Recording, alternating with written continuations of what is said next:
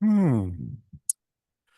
Okay, so we're not entirely sure what's happening with the audio, but if there's anybody who was not able to hear the music that just played, would you please put your name in the chat and what device you're on so that we can work with you to see if we can fix the problem? Last time there wasn't any issue, but I just want to consider the possibility tonight that there might be. Anyway, so here we are, ready to go with number 4. Um, so I had asked you to see if you could read the Hymn of the Pearl before you got to tonight. Um, so this is the first of the visionary recitals taking place in the imaginal realm that we'll be studying in part 1 of this course. Now, I haven't actually planned to speak directly about the Hymn of the Pearl and the contents of it. So if you have lingering questions based on your reading, we can discuss them in the Q&A part.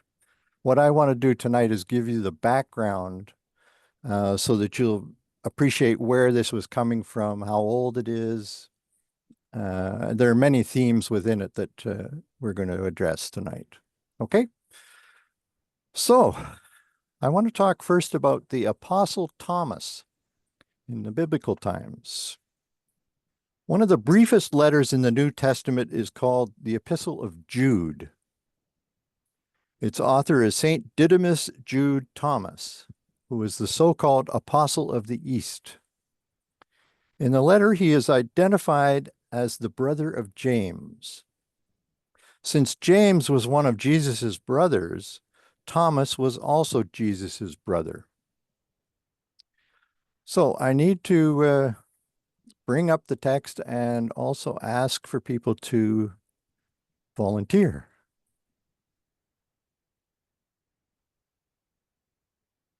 I have, 20 some readings tonight, so there's probably a chance for people to actually do this twice. Well, Milton is right off the bat ready to go. Thank you very much, sir. Number 1. Maybe I should make that a bit bigger. Let's just see. Is that all right now? I just printed it out, so it's all right either way. Okay. Okay. This is not the carpenter, that is Jesus, the son of Mary, and brother of James, and Joses, and Judas, and Simon, and are not his sisters here with us? That's the Gospel of Mark Yeah, 6. so it was actually a question. Is this not the carpenter? Oh, is this not the carpenter? Yeah. Okay, the son of So, Mary, yeah. So brother he's, of James. Okay, I don't know how to pronounce Joses. I don't know what that is. well, probably like Moses, but with a J. I'm guessing. That's one of the problems with not being in a course with an instructor who's an expert in this subject. I don't know how to pronounce some of the words that we see in the text. So I just use my best guess. Anyway, so the name Jude is also Judas in Greek. This brother of Jesus was not Judas Iscariot. So Nina, you can help us understand that here.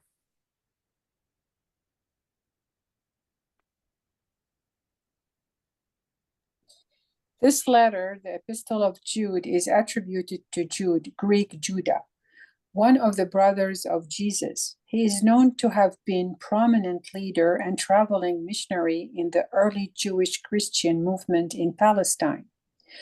The authenticity of the attribution to Jude has often been doubted, but recent work demonstrates that it is entirely plausible. This letter may therefore be one of the few New Testament writings to derive directly from Palestinian Jewish Christianity.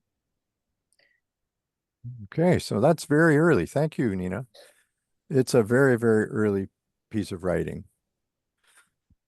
So the author of the Epistle of Jude describes himself as a brother of James in the first verse of the letter. This in itself is rather unusual. So Lisa, let's see what the explanation here is in number 3.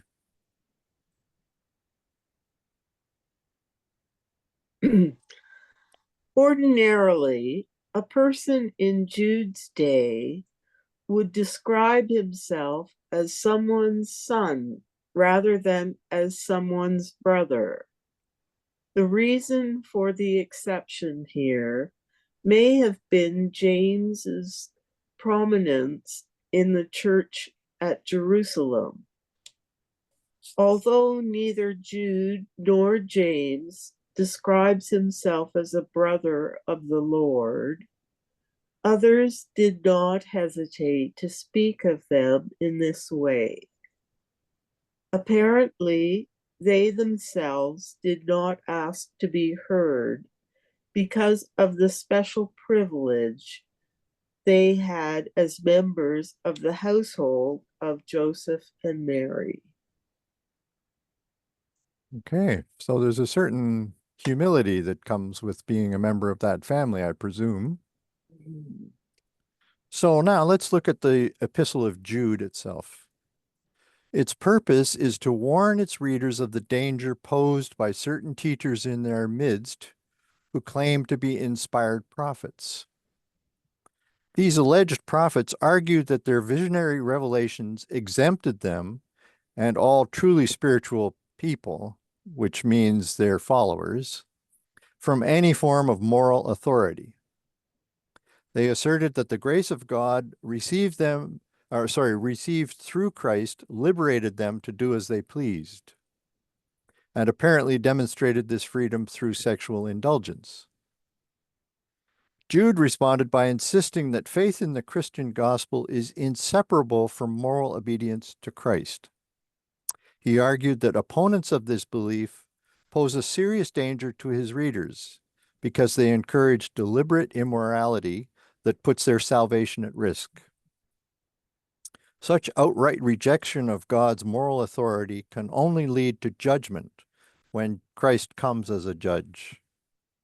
Jude's purpose is not just to warn of the danger, but also to urge his readers to contend for the faith by positively living the gospel in faith, hope, and love. He thereby expresses a pastoral concern for their salvation. So, more memorably, though, the author is known to history as Doubting Thomas. This name refers to his initial disbelief in Jesus' resurrection. For those who may not know the story, here's a brief summary. On the third day after Jesus' crucifixion, Mary Magdalene returned to his tomb only to find that the large stone covering its entrance had been removed. She ran to Simon Peter and a second disciple, the one who Jesus loved, to inform them of her discovery. While the two men rushed into the tomb, Mary peered in and saw two angels in white, sitting where Jesus' body had been laid. Turning away from them, she saw Jesus standing behind her. She initially did not recognize him, thinking that he was a gardener. But when he spoke her name, however, the veil fell from her eyes. He told her not to touch him because, quote, I have not yet ascended to my Father, unquote. That's from John 20. Later that day, Jesus appeared to many of the disciples in a locked room, saying, peace be with you. Thomas, however, was not among the initial group. When they told him later that night that they had seen the Lord, Thomas said that he would not believe what he had seen unless, this is a direct quote, unless I see the mark of the nails in his hands and put my finger in the mark of the nails and my hand in his side, where he had been pierced by a sword.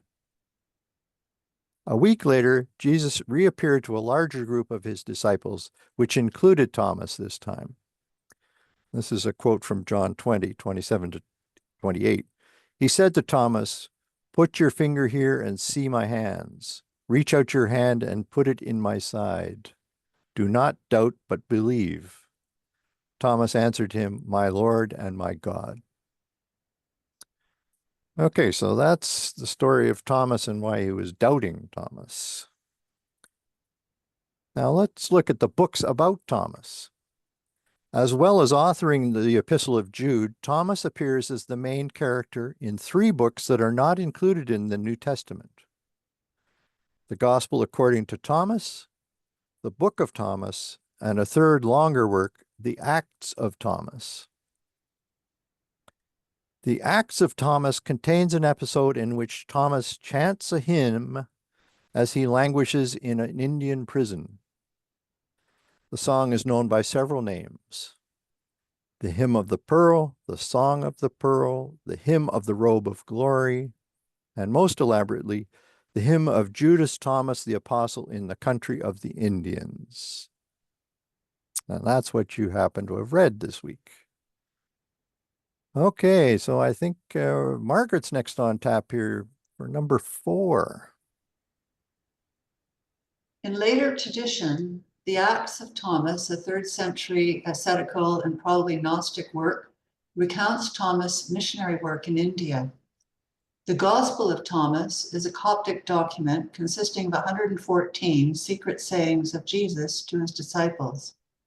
It was among the papyri discovered at Nag Hammadi in 1945-6 and was published in 1959.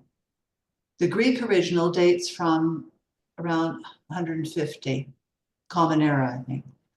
The sayings are Gnostic and depend mostly on the New Testament Gospels, but they may include some genuine words of Jesus preserved nowhere else. Example, love your brother as your soul, i.e. self. Guard him as the apple of your eye. Woe to the flesh which depends upon the soul. Woe to the soul which depends upon the flesh. This work is not to be confused with the Infancy Gospel of Thomas, a collection of miracle stories about the child Jesus, Oxford Dictionary of World Religions. Okay, thank you. So since the Pearl story is thought to be Gnostic in nature, it is important for us to discuss the subjects of Gnosis and Gnosticism in greater detail, which is what I want to do right now. In the section of the Hymn of the Pearl called the Garment of Gnosis, there is a curious description of the narrator's robe of glory. And perhaps Rob or Roxanne would be willing to read number 5. I'll move it as it goes. All its seams were fastened with stones of adamant, and the image of the King of Kings was embroidered on it as it rippled with sapphires of many colors.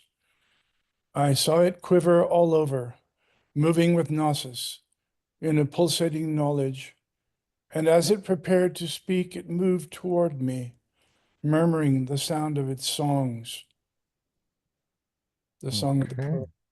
Thank you. So, by the way, the word adamant is when the word is used as a noun, it has one of 2 related meanings. It can be stone, such as a diamond, formerly believed to be of impenetrable hardness, or 2, an unbreakable or extremely hard substance. Okay, so what is this gnosis that moves the robe of glory? The word gnosis is a Greek term meaning knowledge.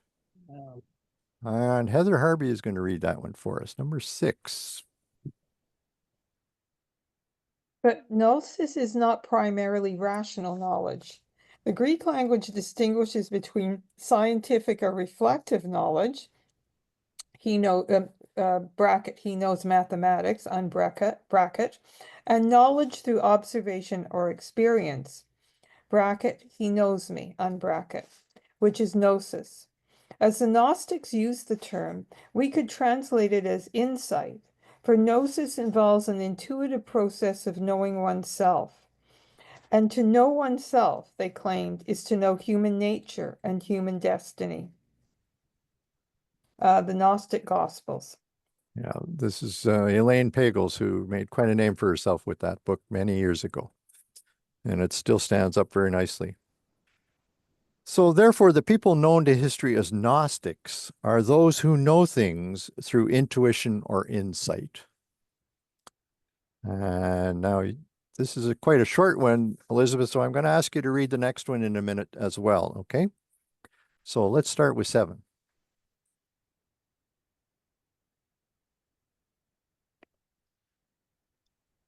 Okay, for as those who claim to know nothing about ultimate reality are called agnostic, literally not knowing, the person who does claim to know such things is called Gnostic, knowing. This is from the Gnostics Gospel. Okay, Exactly. and reading Well, number, shall I read 8? No, not yet. Just hang on there. The knowledge that Gnostics strove to attain was knowledge of their deepest selves, what Baha'u'llah called the trust of God. Through knowing their inmost selves, they believed that they came to know God. Okay, now we're ready for you, Elizabeth. Okay. Yet to know oneself at the deepest level is simultaneously to know God. This is the secret of Gnosis. Another Gnostic teacher, Monoimus, says, abandon the search for God and the creation and other matters of a similar sort. Look for him by taking yourself as the starting point. Learn who it is within you who makes everything his own and says, my God, my mind, my thought, my soul, my body. Learn the sources of sorrow, joy, love, hate. If you carefully investigate these matters, you will find him in yourself, from Hippolytus, Refutationes Omnium Hertzim, quoted by in the Gnostic Gospels. Mm-hmm. So this Hippolytus was writing many, many centuries ago. That's a fairly relevant quote for what we're talking about in this entire course, getting to know thyself. So let's talk about Gnosticism rather than Gnosis. Historically, there were many groups who embraced this path of knowing their deep selves in hope of knowing God. Perhaps the most famous of these groups operated in the 1st century before and the 2 centuries following the life of Jesus in Palestine. The ideas they expressed in their writings led to them collectively being given the name Gnosticism. Gnosticism was actually an amalgam of religious movements. Some of these had their roots in Jewish and pagan thought. However, they appeared in their most developed form as a Christian heresy in the 2nd century in the Common Era. Among the systems of that time, those of Valentinus, Basilides, and Marcion are the best known. The systems of thought of Gnosticism ranged from the genuinely philosophical to the extensively mythological and magical.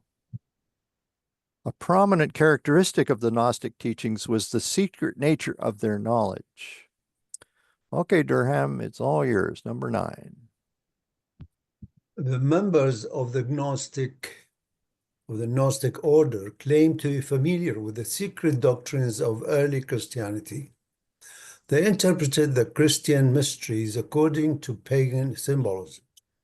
Their secret information and philosophic tenets they concealed from the profane and taught to a small group only of specially initiated persons. Mainly hold the secret teachings of all ages. Okay, thank you. So this is no doubt one of the reasons they incurred the animosity of the early Christian church.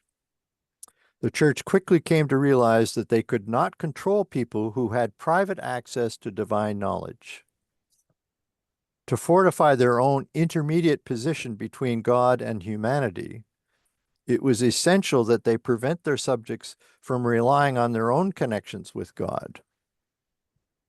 Therefore, by the time of the Emperor Constantine's conversion to Christianity around 312 CE, which gave the Christian church a position of real-world power for the first time, it began to persecute anyone identified as a Gnostic and to destroy all the available records of the Gnostic cult.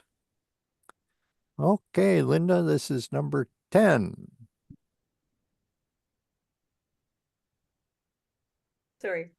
Possession of books denounced as heretical was made a criminal offense.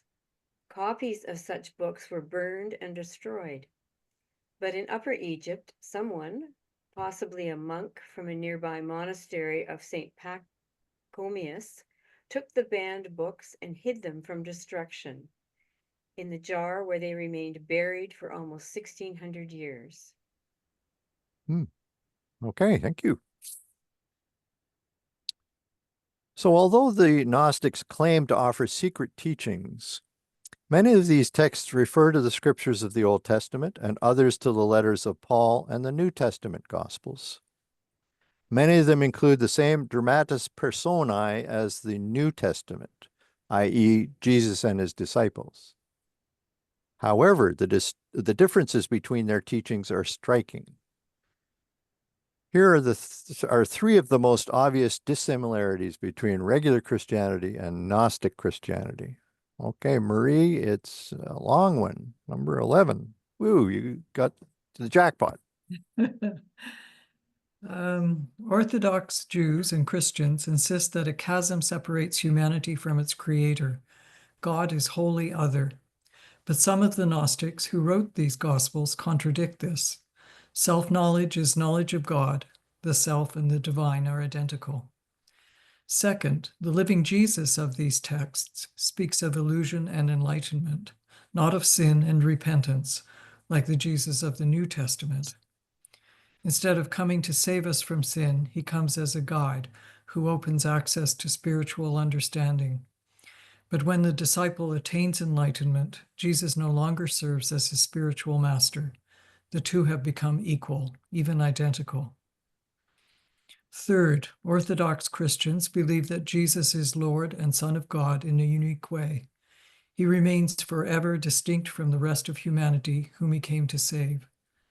Yet the Gnostic Gospel of Thomas relates that as soon as Thomas recognizes him, Jesus says to Thomas that they have both received their being from the same source. Jesus said, "I am not your master. Because you have drunk, you have become drunk from the bubbling stream, which I have measured out. He who will drink from my mouth will become as I am. I myself shall become he, and the things that are hidden will be revealed to him."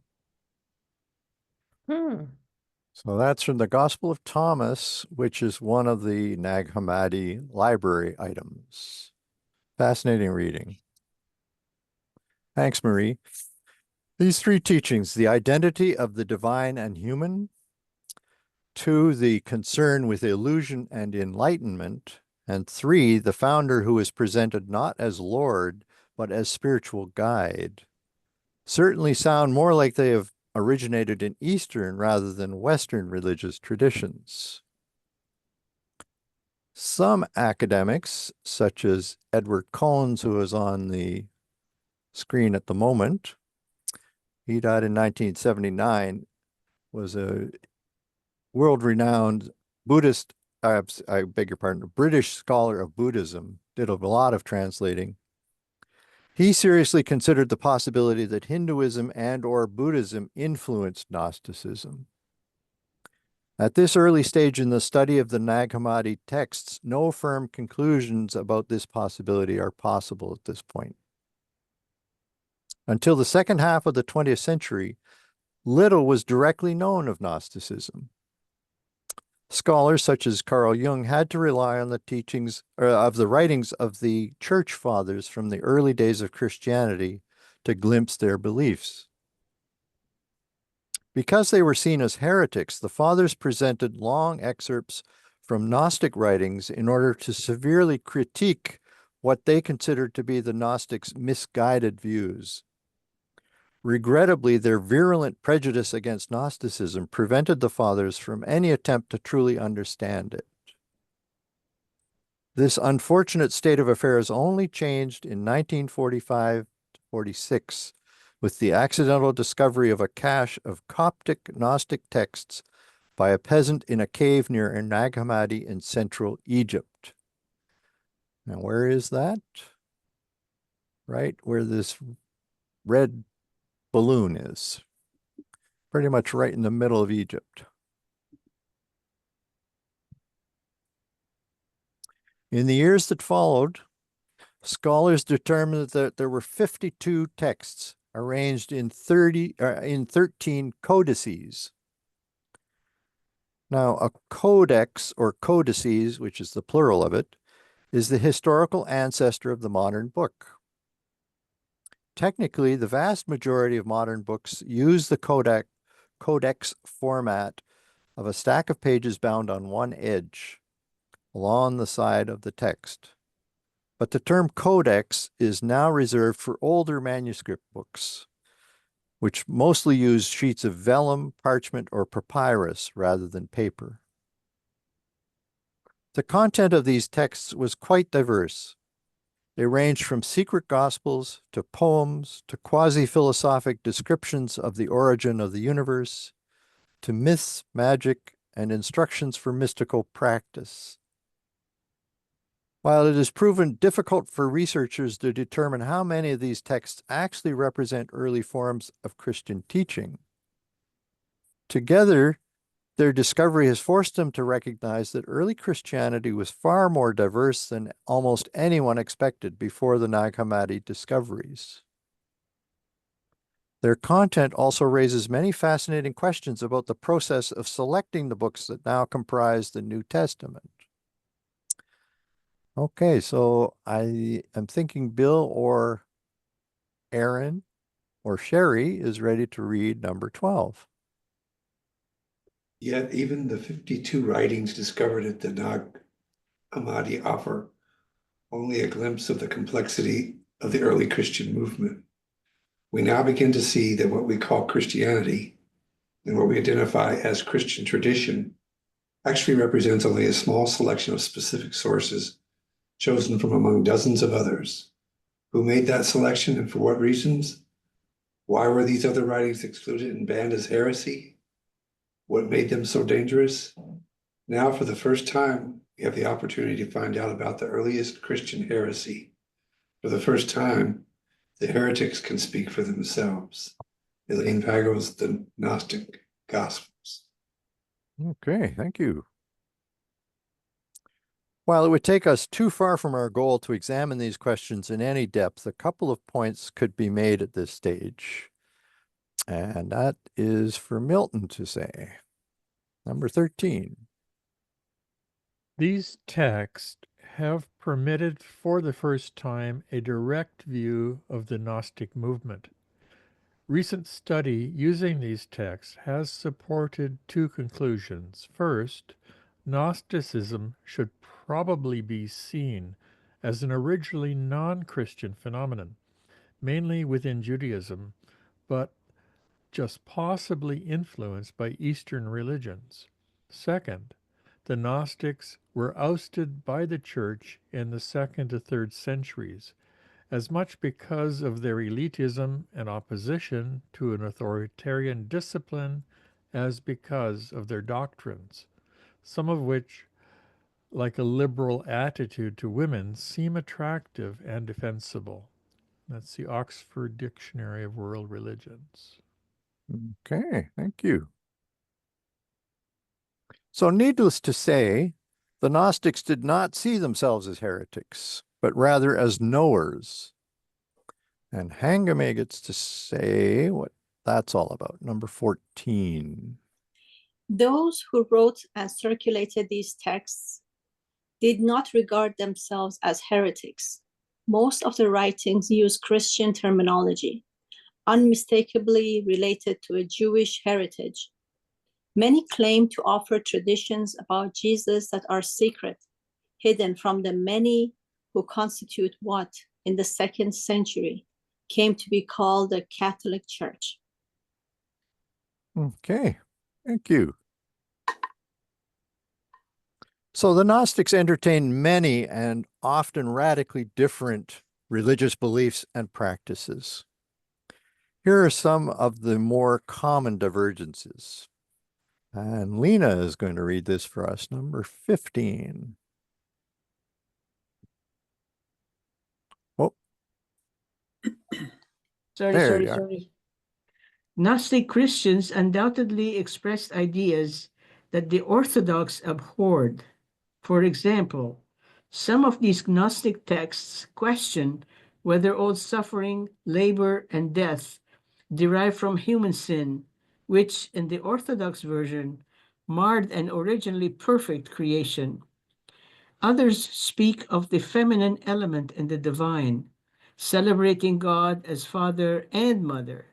Still others suggest that Christ's resurrection is to be understood symbolically, not literally.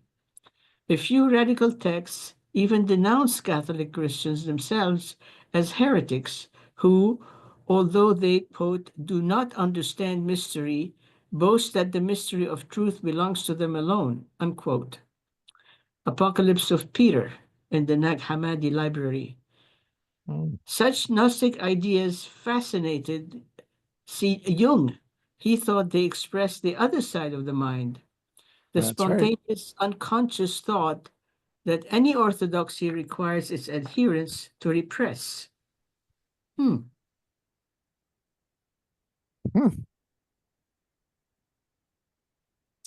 Wow.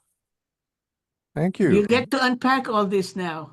Well, we're not going to do it all tonight.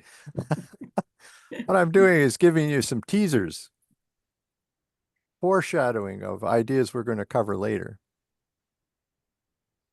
So let's switch religions for a minute. Let's go from Christianity to Islam. Another major group of Gnostics appeared later within the religion of Islam. So in this case, I will rely on the writings of Ibn Arabi, who died in 1240 CE, the Andalusi Arab scholar, mystic, poet, and philosopher, who was extremely influential within Islamic thought. Out of the 850 works attributed to him, some 700 are authentic, while over 400 are still extant. His cosmological teachings became the dominant worldview in many parts of the Muslim world. His traditional title is Reviver of Religion. After he died, he was known by the honorific title Sheikh al-Akbar, the greatest elder, particularly among practitioners of Sufism. In the Islamic environment, Gnosis is called Irfan or Marifa in Arabic. Marifa is a noun derived from the same triliteral root as Irfan. These two terms appear in both Sufism and Shi'ism. Marifa is typically contrasted with something called ilm. And I see that Alan is ready to do some reading. We need some more volunteers too after Alan. Okay, number 16, Alan. When discussing knowledge as a human attribute, many Sufis place ma'rifa at a higher stage than ilm. And in this context, it would be fair to translate the first as gnosis and the second as knowledge. Then ma'rifa is equivalent to the direct knowledge calling unveiled, witnessing, and tasting. Chaddock. Yeah, William Chittick, the Sufi path of knowledge. So thanks, Alan. Those three words at the end, unveiling, witnessing, and tasting, are supremely important in what we're going to be covering in the next, 20 classes. I guess the important thing is here is that it's direct knowledge.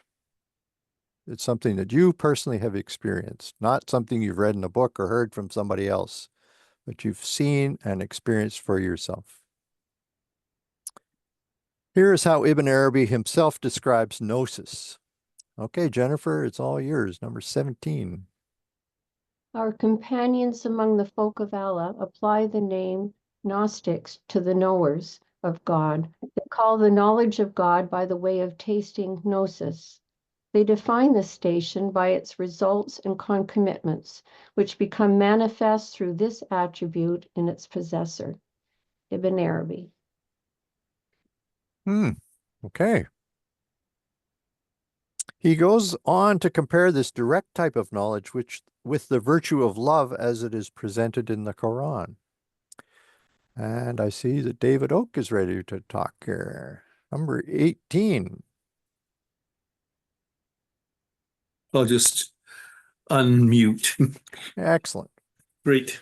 Knowledge is more excellent than love, which is why God commanded his prophet Muhammad to seek increase in it from him. It is identical to the divine, friendship whereby God takes charge of his servants and ennobles them. Through knowledge, they come to know that he cannot be known. And this is Ibn Arabi, oh gosh, Futuhat al-Makiyah. Oh, very good. I know there's Arabic speakers in the audience. Yeah, you don't want to embarrass yourself, but you're doing No, great. and it's William Chittick, The Sufi Path of Knowledge. Mhm. Okay, thank you. Sure. So that brings us to the idea of know thyself.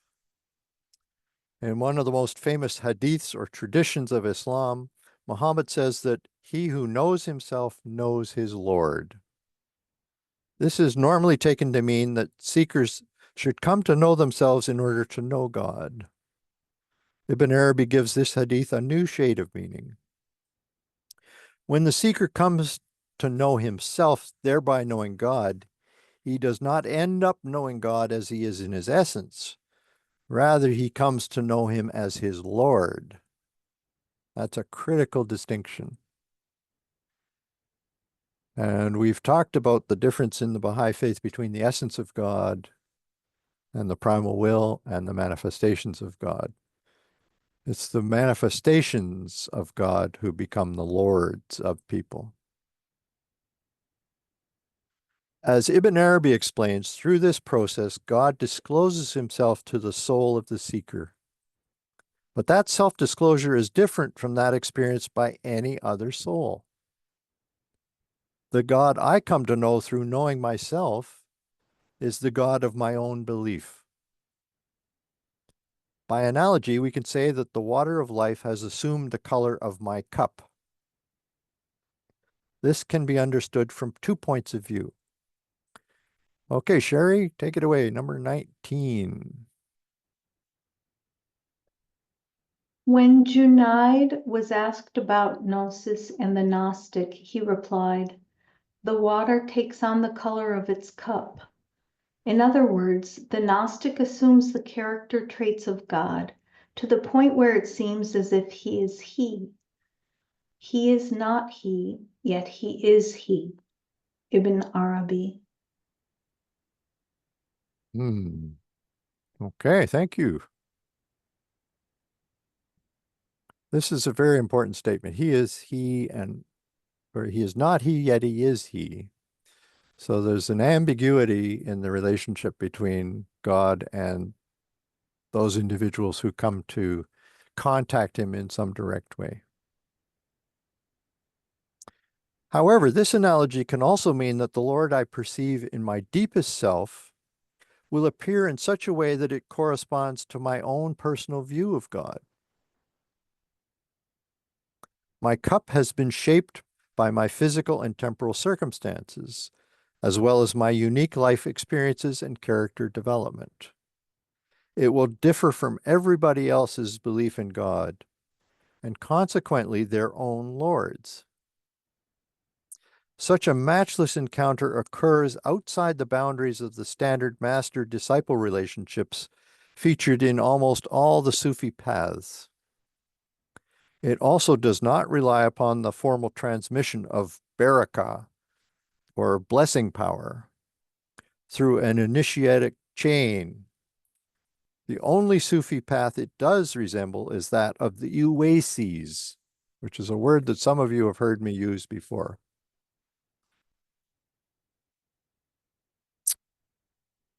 The Uwaisis were Sufis who derived their name from a pious ascetic of Yemen, Uwais el-Qarani. Uwais was a contemporary of the Prophet who knew Muhammad without ever having seen him in his lifetime. He reportedly communicated with the Prophet through dreams and visions. Muhammad in turn knew him without ever having laid eyes on him.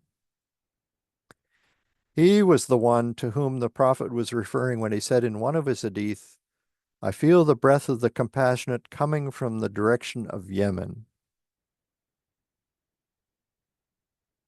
Because Uwais had no visible human guide, many later Sufis who had no physical guide, in other words, those who did not follow a contemporary earthly human being, called themselves Uwaisis.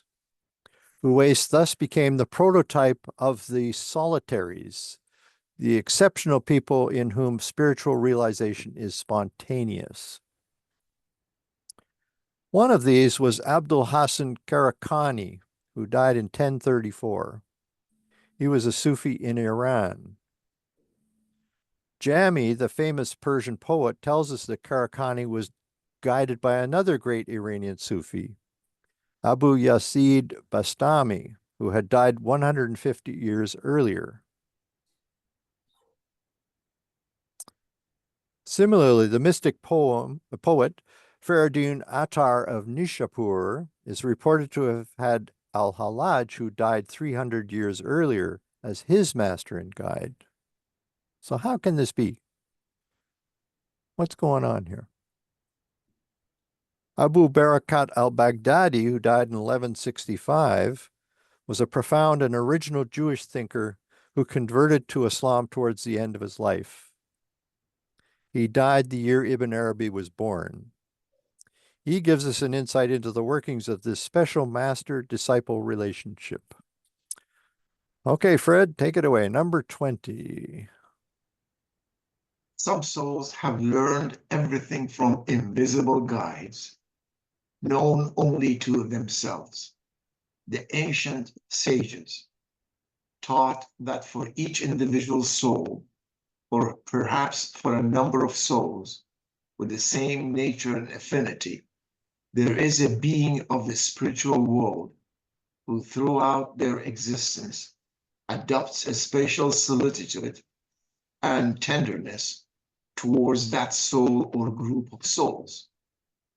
It is he who initiates them into knowledge, protects, guides, defends, comforts them, brings them to final victory. And it is this being whom the sages called the perfect nature. And it is this friend, this defender and protector, who in religious language is called the angel. That's from Henri Corbin, Creative Imagination in the Sufism of Ibn Arabi. Phew, thank you. That's a lot to think about in that passage. This unusual relationship with an invisible guide highlights the radically different nature of time in the imaginal realm. The French scholar of Islam, Henri Corbin, has teased out some of its implications regarding time for us. And I guess I need, what, 6 more volunteers. Yeah. Oh, Jack, thank you so much, sir. It's number 21. I'll scroll as we go.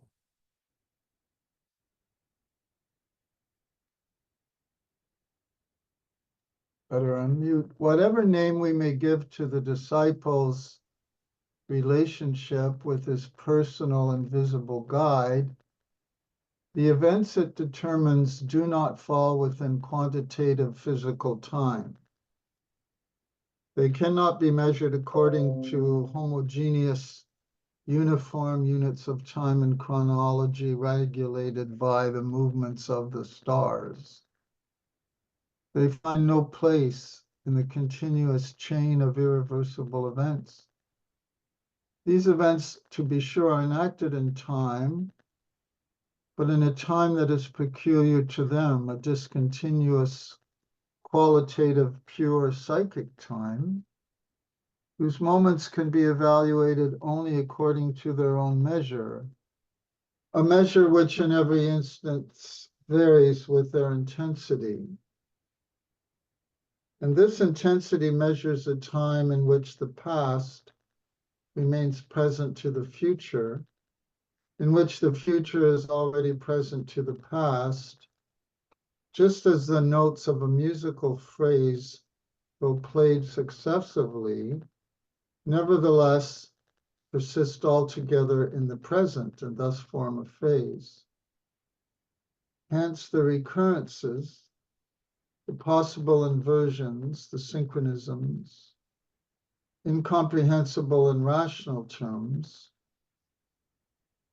Can you scroll down, please? Oh, I beg your pardon. Sorry, Jack. Sorry.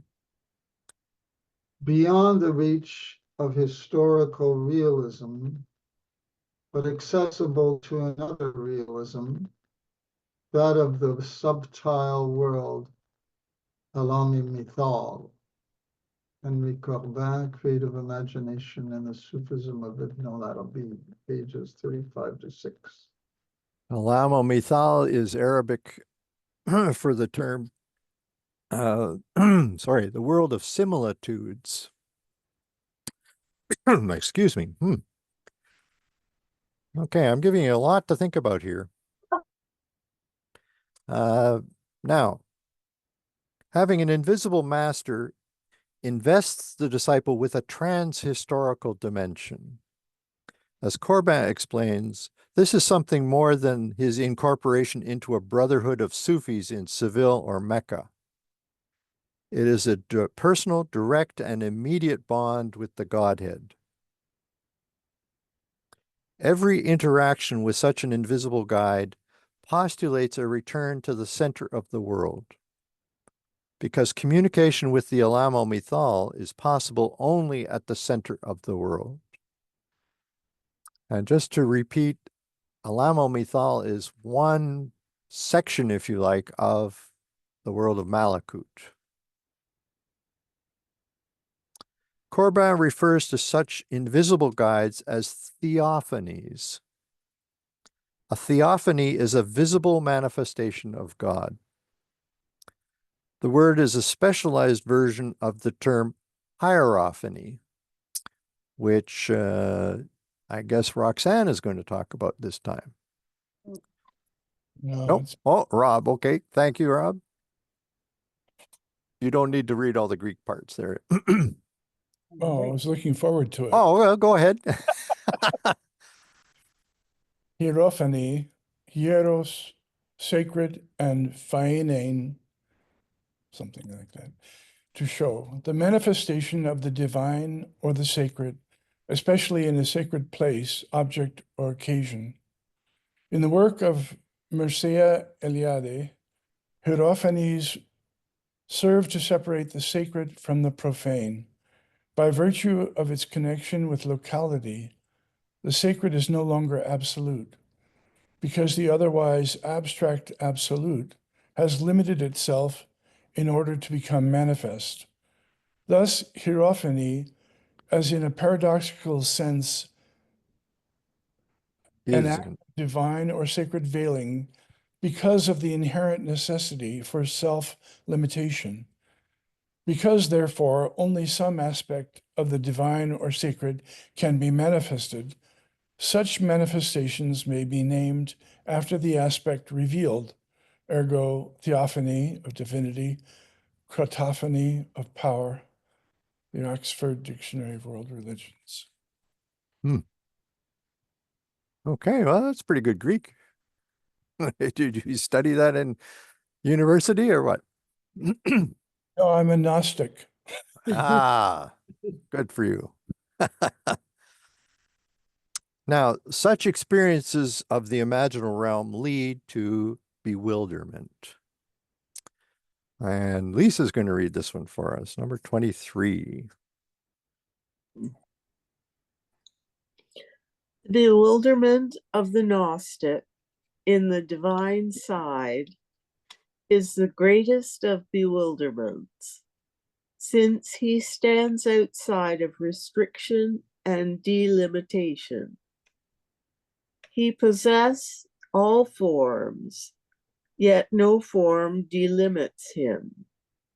That is why the messenger of God used to say, "O God, increase my bewilderment in thee."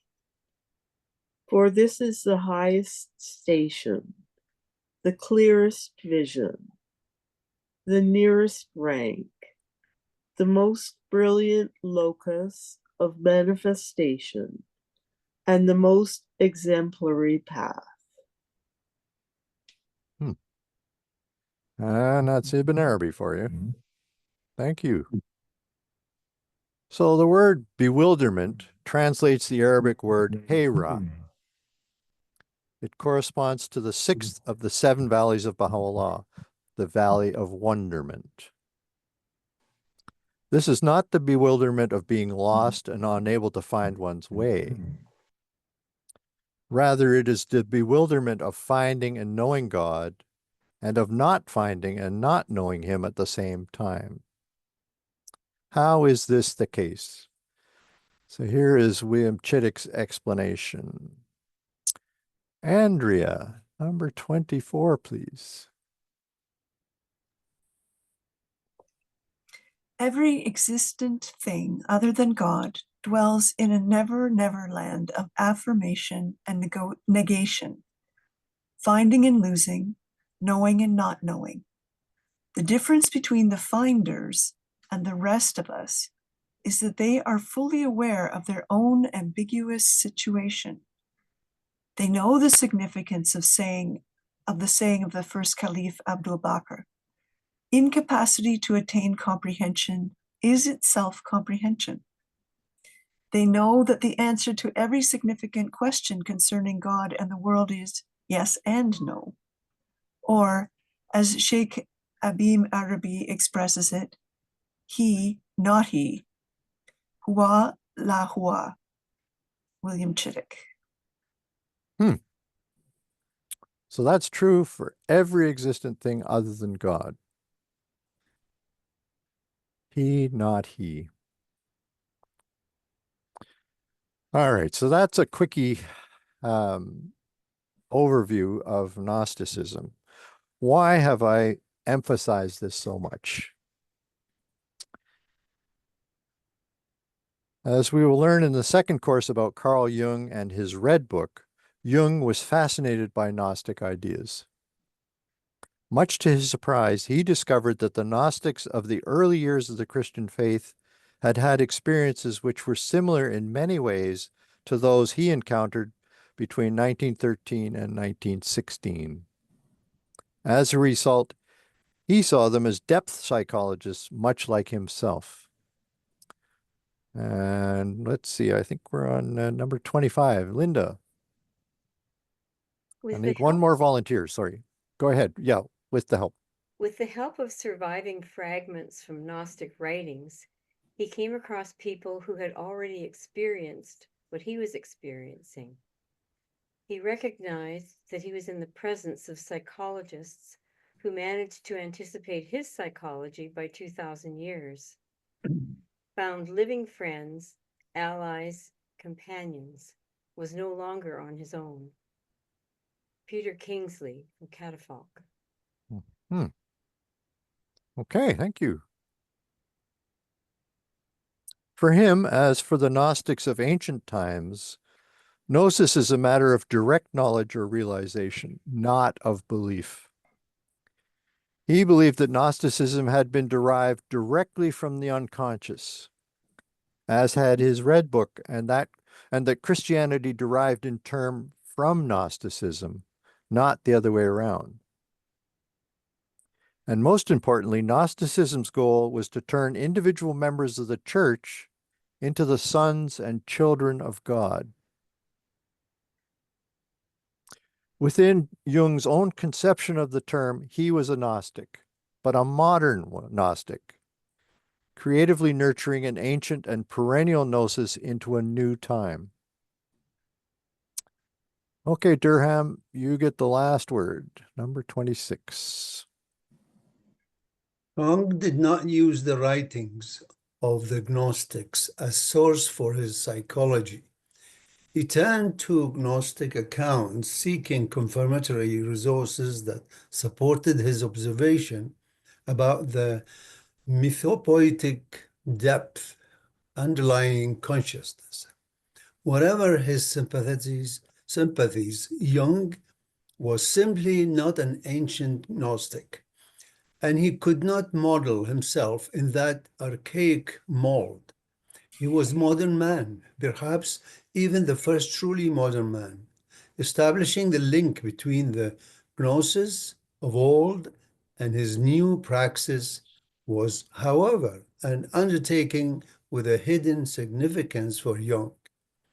In Liber Novus Carl Gustav Jung received a vocation that burdened him with an epochal task: to give birth to the ancient in the new time in creation. This is the creation of the new, and that redeems me. Salvation is the resolution of the task. The task is to give birth to the old in a new time. Oh, my goodness. So the Liber Novus is the Latin term that he gave the Red Book. That's the new book. That's what that translates as. Yeah. Okay, folks. Wow. Let's stop sharing and see where people are at. Phew-wee. Mark, there's a note in the chat from Durham. Okay, what does it say? Durham, do you want to read your note? Well, it's you know, we mentioned the name Nag Hammadi, and the word Nag, actually, it's an Arabic word. It is really Naja. Okay. Which means it's a small settlement of about 100 people. So that was a very small village in Egypt. Gotcha. The name Al-Hamadi is the name of a man in that area. So Okay. just to mention. Very good. Thank you. Now, as I said, I didn't actually walk you through the document that I had sent out. So it sounded from Jack, for instance, that that wasn't necessarily a clear thing to read, but others had no problem. So maybe we should ask Jack what it is that's not clear based on what I've just talked about. With that background in mind. Well, maybe my brain was fuddled the night that I read it, but I couldn't get it. I put it that way. I just didn't grasp what the central message of it was. Maybe I needed to go back and try a second and a third time, but on first reading, I was a little mystified by the whole thing. That's all I can say. Okay. Does anyone have any thoughts about what they've read? What it might actually intend? What its meaning was? I mean, Mark, I found it very esoteric, for one thing. Well, that's just me. Okay. Maybe other people who made sense of it can offer their contribution.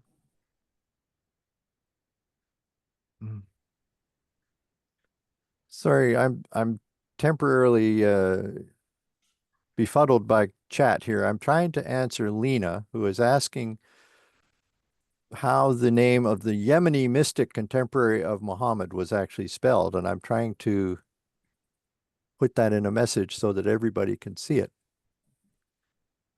Linda, can you help me with that? Why am I not able to do that? Is your chat open? Have you clicked on chat? Oh, just a second. Okay. You must have did.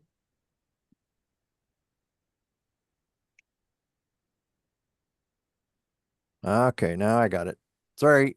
Okay, I was rather distracted there. I don't like it when I don't understand technology. Good luck. Yeah. It's a lifetime of frustration. So it's Uwais al-Qarani? Yes. Okay. Okay, I see Fred's got his hand up. What would you like to say?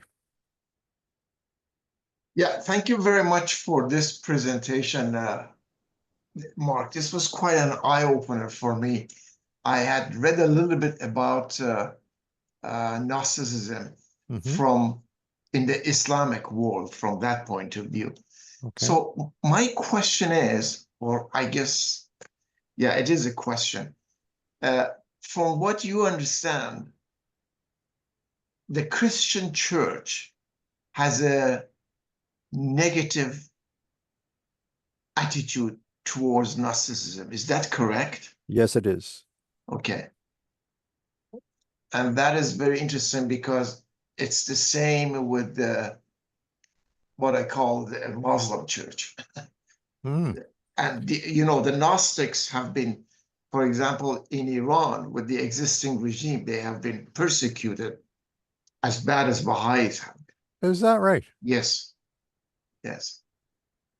Now, when you say the Gnostics, can you give I'm me sort talking of the about, titles of the groups that are involved yeah, here? no, I'm talking about the Urafa Uh-huh. and specifically the dervishes. Hmm. And this is a centuries old thing, or is it just recent? Well, from my understanding, it has been centuries old thing, but under the present situation, the present regime, this has taken one of the more drastic aspects of it through the last 700-800 years. Okay. Hmm. So I wonder if that's one of the reasons why Gnosticism felt that it had to maintain its secrecy to protect itself and its members. Yeah, in that regard, I don't know whether the egg comes first or the chicken. Yeah, Did wow. were they secret to start with, and it's the same story in the East, well, at least in the Middle East also, with the Islamic world. They are they have their own circles, and to get into it is not that easy. Hmm. Yeah. But I'm wondering if the situation in Iran and other parts of the Middle East isn't the same, where you have a group of clergy who are trying to maintain their position between individual human beings and God. And I think it is. And Gnosticism threatens that directly. Yes, I think it is. In Iran, from what I understand, in the context of Islamic world in Iran, this Gnosticism basically grew as an opposition to Sharia. Ah, interesting. Where the ulama were 100% in support of Sharia, the Sharia law and the Sharia aspects of the faith. Whereas these Urafa said, no, this is all for birds. This is not where the truth is. And that's where the main divergence between the two of them is. Oh, that's fascinating. Thank you for sharing that. Yeah. Very good. Okay, Milton, what's happening? Yeah, when I say I didn't have trouble reading this Hymn of the Pearl, that doesn't mean I understood it. So, okay. I mean, I think reading this, I highlighted a few things, but I'm really filtering things through my own understanding. It's like reading some text about Hermeticism. There's a lot of stuff in there that's really hard. Now, first of all, I don't know the source of this. It says it's translated. I have no idea who wrote this, but there's some things that stood out to me a lot, and there were several references to the robe of glory. Also, the area known today as Mazindaran, and then this one pearl, and followed by the one pearl as your brother. And I'm thinking, okay, Shoghi Effendi signed himself as your true brother a lot. And as a Baha'i, I'm thinking, okay, is that referring to the guardian? I have no idea, but that's my filter. This is how I see it. And so, but again, I have no idea who wrote this. And just say on part 109, the dragon and the deep sleep. I left the east and traveled down to Egypt. Why Egypt, I have to ask, with my two royal guides. Is what is that referring to? The two manifestations of God? I have no idea if this is a prophecy or what it is. And why is the pearl guided by a serpent? Is that ensnared by the serpent? I know that, again, thinking of the guardian, I think of how he was surrounded by basically a bunch of vipers. Not Mhm. everybody, but a lot. So I'll leave it at that. I'm just not sure how to read it. Mm-hmm. Well, I think you've come up with some interesting possibilities. That's one of the nice things about a story like this. It can, because it's come from a higher level of reality, it can be interpreted in many, many different ways according to the background of the person who's reading it. So I don't think there's any such thing as a bad interpretation. Um, I mean, I thought quite consciously about whether to do a whole class just on that text to try and unpack it a little bit from the perspective of that day and age. But I decided that it wasn't rich enough a story to do that. I'm going to do that later with Ibn Sina. But I mean, there are a lot of things that could be very specific to that period of time. But anyway, I don't want to go any further than that. Egypt is, I think, universally seen by people in the Abrahamic traditions as the place where the place of materialism that the people of Israel had to flee from in order to be able to attain their relationship with God. So see it as a symbol of that, I think, more than anything relating to that specific country. Okay, Jack, you've got another thought? Yeah, I've got a few thoughts. My thoughts follow along from Fred's comment, and I'm not quite as sympathetic, Mark, as you are to Gnosticism. I think I've read some of the Gnostic literature. I think a lot of it is nonsense. And there was a very good reason why the Christian church condemned Gnosticism as a heresy. Now, when you talk about Marifa or Irfan and all of that, Mark, there's no problem. Baha'is believe in intuitive knowledge and so on and so forth. Mm-hmm. But the problem with the Gnostic movement in early Christianity was that it undermined the foundations of the whole Christian message. I mean, if you believe that all you need is self-knowledge to obtain salvation, then you don't need Christ. You don't need teachers. You don't need anything but yourself. So the whole gospel message that was taught by Jesus, which was repentance from sin, was basically ignored by them totally. They were coming at, if you like, salvation from a totally different point of view. So I understand why the church condemned it as being heretic, because in terms of the Christian message, it was, because it replaced the individual and the individual's understanding of his own self as being sufficient to attain salvation. So there was no need for Christ, as in one of the passages that you read, you know, Jesus says in the Gnostic, was it the Gospel of Thomas, I'm not your teacher. You don't need me. We come from the same source. So it actually diminished the role of Christ as a bearer of salvation. I mean, I have no problem with the whole concept, as you've explained it, of Marifa and Irfan and so on. But, you know, we've got to sort that out differently from what the Gnostics were actually doing. Mm-hmm. So I think in the end, they were exalting themselves. It's a little bit like New Age today, you know, that we're all God and we don't need, you know, we don't need Christ, we don't need Buddha, we just need ourselves. So whereas the Baha'i faith makes it very clear that we are in need of teachers and we can't attain, if you want to use a Christian word, salvation without teachers. They have a central role. Anyway, I just thought I'd mention that the Gnostic literature that I have read really strikes me personally as being very airy-fairy.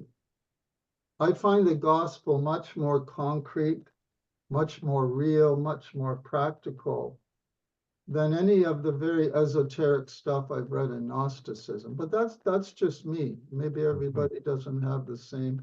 And as Fred said, I can understand very well why the ulama opposed it, because they felt they didn't need to practice Sharia, to practice the law, in order to be a good Muslim.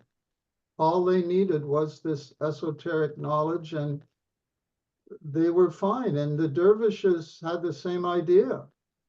They felt, the dervishes had the same idea, that the Sharia law wasn't not incumbent upon them to follow. And Abdu'l-Baha's, and Baha'u'llah criticized this idea. Remember, in the Seven Valleys, Baha'u'llah says you must not stray one hair's breadth from the Sharia. But the Gnostics and the mystics felt they could do this. They felt that they were above, the religious law was for the plebs. That was for the ordinary people. But they felt they were exempted from that. So I think there's a real danger in the Gnostic movement. I'm not such a big admirer of it, actually, as some people are. I'm not saying it's not, we shouldn't read the literature, it should belong to the history of religion. But what I have read of it, to me, doesn't impress me at all. Well, one of the things I would say, Jack, is that there's a tremendous volume of this material available now, and it is of a varying degree of quality. Okay. And so I don't know what it is you've actually read. It may be that you've hit on something that's more mythological than you would prefer. I know a lot of the material in the old days focused on the fact that there was actually a secondary creator who was a demiurge. Demiurge, yeah. Yeah, and who was essentially evil, which is Based how on they stuff. understood why the world that we have around us is so nasty.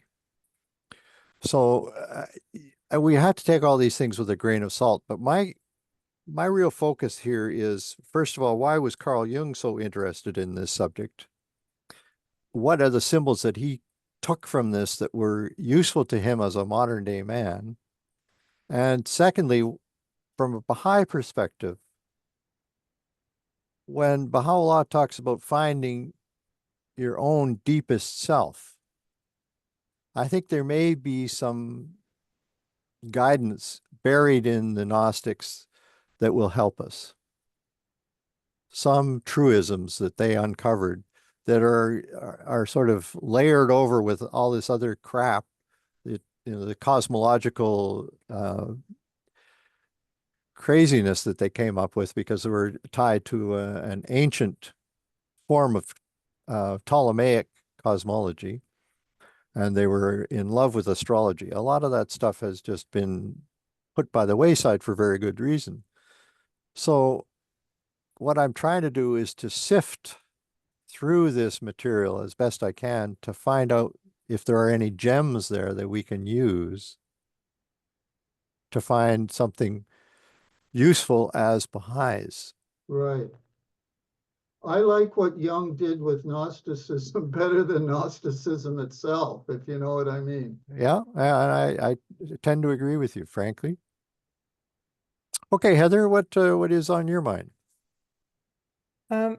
As many of the Baha'is on the call are probably aware, a number of the early Western Baha'is were from Theosophy, the Theosophy movement, and that was heavily influenced, I believe, by the Gnostics. As Mrs. Blavatsky or someone who published a book on Gnosticism. Well, some of her works touched on it for sure. Yeah. But it was a strong theme throughout her work. Mhm. So I just wanted to mention that because this is where a lot of interest came, and that was also around the time, that was the time just before Jung as well. So the ideas of theosophy would have been, you know, in the cosmos in Europe, etc. Yeah. Well, theosophy, I think, if you look back on it now, I mean, it was formally begun in 1875 in New York. It really opened up the doors of the West to teachings of Hinduism and Buddhism for the first time. And they were a little bit crazy in their presentation. They weren't always accurate, but it really did provide interest for a lot of people across the world. There are even theosophists to this very day. So, but you're right, Gnosticism was a strong component of what they uncovered, and that I think was one of the attractive features of theosophy. So I see it as another reason for us not to just blow it off and say, well, you know, maybe the church fathers were right. Maybe they should have just, I mean, they did everything in their power to completely demolish it. But it was, except for the sneaky guy in that one monastery in Egypt who decided that he was going to bury all of these sacred writings in a cave, we wouldn't know about all this in any detail. I thought it was a woman. What, that buried them? Yeah. Who knows? I don't know. Okay, Bill, what's on your mind? So as we were going through these readings, and to me things like clicked into place, where, you know, when I see the Gnostics as being those who know, you know, we're really talking, you know, the analogous to innate intelligence. There is such a thing as innate knowledge, and I think there's, to some extent, it's a capacity, and some people have that capacity and some people don't, just like some people have the capacity to be very intelligent and some people don't. And that when, if you have the knowledge, then you have less need of someone delivering it to you and structuring it for you so that you can understand it with the capacities that you have. And to me, I mean, it might be the wrong thing to say. To me, that is saying that those who need that kind of structure in their spiritual understanding of reality have religion in order to help them have that, and that's a good thing. And those who don't need that can still have religion, but it serves a certain function, a different function in their understanding of reality. It helps them to frame their thoughts. When I think of Buddhism compared to, say, fundamentalist Christian or Catholic, I think of a Buddhist person as having fewer parameters on his ability to think, either both intellectually and spiritually, because the religion itself is a set of dogma. You know, it's a structure. It says this is the realm, this is our understanding of things, and this is how you will think. And if you don't do that, you're suddenly, like, you know, buried in a cave somewhere in a bunch of scrolls. So I think that there's a balance between those who, you know, who have a capacity to know, and whether they know because they have an angel that's guiding them in the group that they're in, or whether they know because they have something happened to them in their life that turned that on, or whether they don't know. Religion serves both. The laws, if you have religious laws and they're valid, they apply no matter where you get your knowledge from, whether it's from the structure and instruction and guidance of a religion, or whether it's from innate knowledge. innate spiritual knowledge. So I don't understand what about the dichotomy. I think it's unfortunate that it has been dichotomized by simply burying everything in a cave at some point in time and going forward with one part of everything. But I think if you look at both of these, and you can toss out the nonsense that Jack referred to, and see for yourself what the what seems to be true, and bring that in with the structure of the religion that we have given to us, then you really have an advantage in terms of the ability to bring yourself forward spiritually.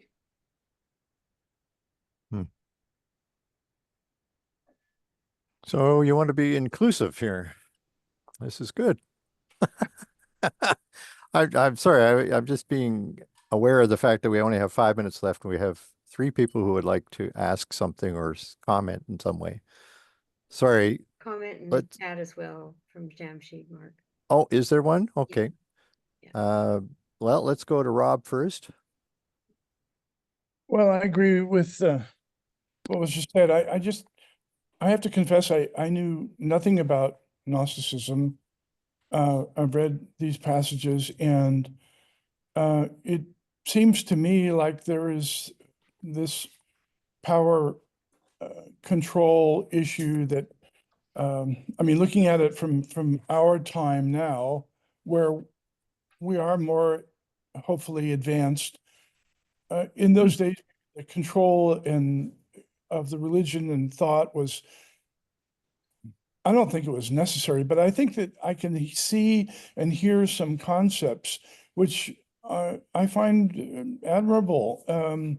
And of course, in the writings, it does support that we are able to know things that aren't taught, that, you know, that is that intuition or whatever it is. I hear some concepts in Gnosticism, which I find that I'm not in disagreement with. And I think that the problem has been that it's either one way or the other. You have to accept it in black and white terms when there are so many things that can happen simultaneously, and people may disagree and both be right at the same time. So I don't think it's a question of throwing Gnosticism out in any way, and there are valid concepts there, and I see them supported in my understanding of the writings. But then I'm really not very conversant with, I haven't read books about it, and this is my first contact. But thank you very much. That's fair enough.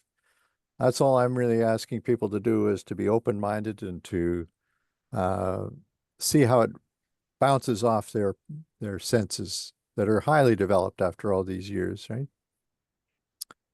Okay, Fred, what's up? Yeah, sorry for speaking too much, but I just wanted to go back to what Jack was saying. Okay. I think I agree with both you and Jack, with a little bit of conditions. My knowledge, I have to admit, is based on the Gnosticism from Islamic point of view, basically. Okay. Now, to start with, from what I understand, Gnosticism, the idea is a very valid idea. The intuitive knowledge does exist. And it's a way of getting to know yourself and getting to know God, so to speak. But from Islamic point of view, these guys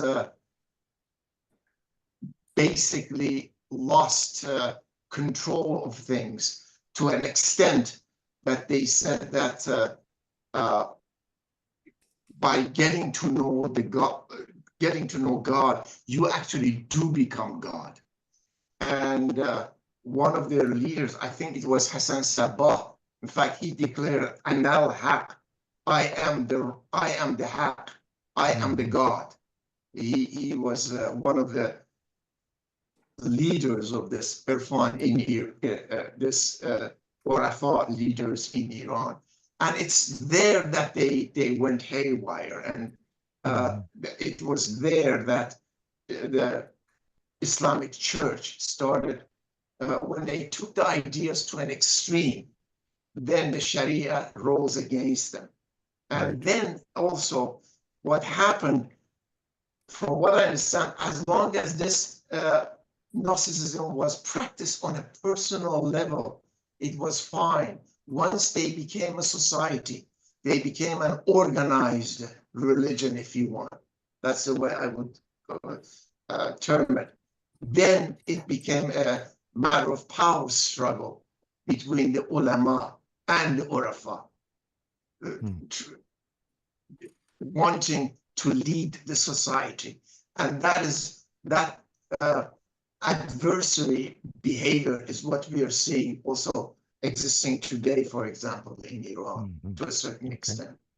So I think the concept of Gnosticism is a valid concept which has been taken to extremes, at least from the Islamic point of view. And when it's been taken to extremes, it has ruined a very good idea. Okay. Sorry for being No, long. that's very helpful. Thank you. I want to respond to Jamshid. He had put up a question, 15 minutes ago. He asked, could you please elaborate on Jewish Christian? Well, I'm sort of having to cast back to my training at university, which is a bit fuzzy, but in the early days, all the people that we would think of as Christians were actually Jews. They were born as Jews and they lived as Jews. So the big power struggle developed between James, who is the brother of Jesus, who was centered in Jerusalem, against Paul, who you knew never actually met Jesus, but was sort of the emissary, if you like, to the non-Jewish parts of the world. And they had a long-standing power struggle to figure out which way Christianity was going to go. Was it going to accommodate itself to the pagan world, or whether it was going to be just a Jewish phenomenon? And of course, one of the ways that became obvious is whether or not the men had to be circumcised when they became Christians. Well, eventually Paul won that battle. So you can say that until that happened, the Christians were essentially Jewish Christians. I don't know if that helps, Jamshid, but that's what I remember at this point in my in my life. Thanks, Mark. Oh, that's great. Okay. Sherry, you have the last question. Hey, thanks, Mark. I guess it's really a comment, and I want to go back to the Hymn of the Pearl, and just share a little bit about how I viewed it. I think it was an allegorical story for the soul, like a journey of the soul to try and find God. So, it starts out with a child from the East being sent on a mission to get a very valuable pearl guarded by a terrible dragon. So, maybe it's like an enlightened soul sent into the world of man, if you will. And he finds that he falls into a deep sleep and basically gets lost. In other words, his state of being is covered in confusion, perhaps, and he needs to be rescued by his parents, and is sent a message that helps him find his way again, get the very valuable pearl, and then he's cloaked in knowledge, or gnosis at the end, and then is prepared to meet the King of Kings. So he seems to find what he needs in order to be at a spiritually higher station. than he was previously. And that's kind of what I got out of it. It's a journey of a soul that's essentially cloaked in an adventure story. And these are kind of common, I think, in the old days about, you know, people who are given difficult tasks to prove their bravery and, you know, accomplish something heroic. But in this case, I see it, there's, you know, a religious interpretation to it as well. Gee, I wish I'd known that, Sherry, when I began to read it. That would have helped me. That's just an interpretation. I think it's a good one. It's a hero's journey, it sounds like. It really is. Yeah, it's a soul's journey. Well, thank you, Sherry. That was quite a useful summary of what we could have talked about tonight, but I chose to do something a little bit different, of course. I should have consulted with you. I hope I didn't sound too negative about Gnosticism. Obviously, we want to retain what's valuable in it. Yeah. But as Fred said, they went to extremes by making intuitive knowledge the basis of salvation. There was no place for faith anymore. That's why they went, and there was no place for religious practice. And as somebody said in the chat, once something goes to an extreme, you know, it's bound to be erroneous. So let's moderation in all things. We'll work with you in rescuing what's good from Gnosticism. Well, I'm glad to hear that. I was getting a little worried. I thought, oh, geez, I've lost my audience. Okay, folks, it's 6 minutes after 9. It's a little later than I would like, but I think that's it for tonight. We're going to see each other in 2 weeks, not 1 week. Right? Okay. I'll send out a notice about that with the uploading of the video tomorrow. Okay. Thank you very much. Good night. Thank you very much. Goodbye, everybody. Thank nice you. to see you all. Bye.